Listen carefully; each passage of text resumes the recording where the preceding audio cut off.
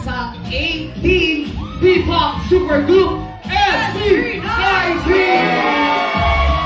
Mga sumati mo na kayo sa Madlang People! What's up, Madlang People? Ako pala si Pablo.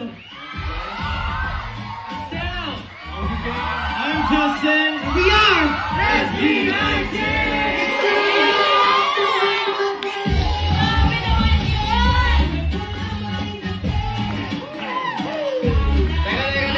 Bago tayo magsimula mag-interview, importante no, baka makalimutan nyo yung password. Ayan, talagang makalimutan eh. Okay, so tayo na alin.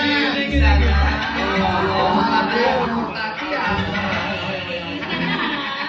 Siyempre, hindi mo madedeny ang talagang approved ang inyong visa sa Matopi Festival!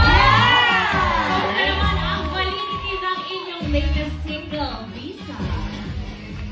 Madlang People, lahat ba kayo may visa na sa finale namin? Malapit na yung wakas at simula ngayong April 18, 2026 sa SMDC Festival Grounds. Kaya pumunta kayo lahat.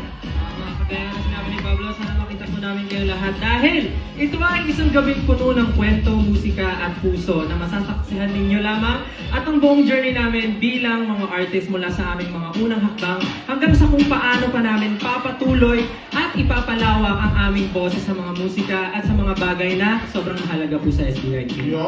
Yes, syempre po kung gusto niyo po kaming mapanood mag-perform, ang tickets po namin para sa simula at sa wakas at simula ay available na po ngayong araw din. So, sana po, bisitahin niyo po, mabibili niyo po ang tickets sa SM Tickets Online. Ayun po, ano po Sa aming mga 80, maraming salamat sa patuloy ninyong suporta. Sana ay samahan niyo kami. At sabay natin bigyan ng pagkakataon ng mga mas maraming pang tao na makilala ang SB19 and our music. Maraming salamat po. Yun. Pero other than this, excited din kaming i-share ang aming latest track na Visa.